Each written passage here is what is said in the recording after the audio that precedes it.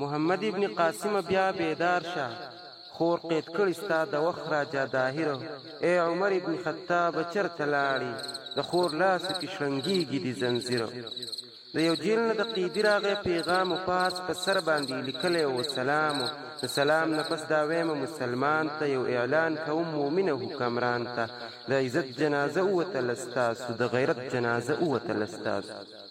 بغیرته شوی ننګ نه کوئ په خورو دا کفري نړۍ کوي درته پیغورو ښه په ډاګه چې لنچ کړی ستا ایمان دی هم سېزلی په مخ کې ستا قرآن دی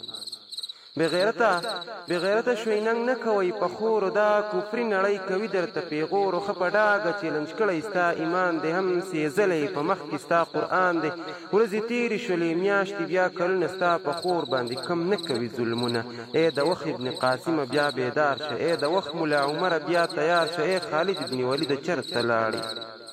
ای د وخت ابن قاسم بیا بیدار شه ای د وخت ملا عمر بیا تیار شه ای خالد ابن ولید نن دیوار د ای حیدره میدان تا ته انتظار د دې اور د جهنم نه ما بهر کوي د ظلمونو نه خلاص د ستمګر کوي خو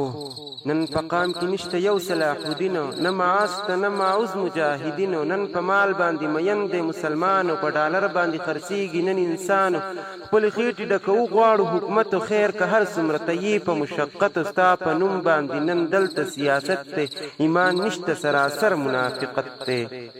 ستا په نوم باندې نن دلته سیاست ته ایمان نشته سراسر منافقت ته ښه پوهېږو چې غاښونه ستا شهیدان کړه خوار و زار یې ستا ګلونه یتیمان کړه زما خورې مونږ تا ته ملامت یو مونږ ټیټ سترګې به په ورځ د آخرت یو غلامان یو مونږ دغه مبادار دی زمونږ ذهن په تیارو کې راحصار دی مونږ د ده د یرې غږ کولی نه شو ډېر بې وسه یو خپل حال ویلی نه شو ښه په غټو غټو سترګو درته ګورو د ډالرو غلامان یو رانسکور یو خیر که مړه شوي نو تمغات به درله درکړو مونږ بلا احترامات به درله درکړو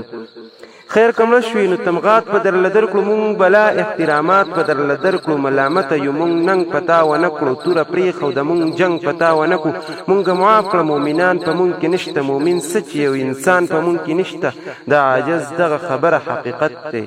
چې زمونږ نه مرور زمونږ غیرت دی چې زمونږ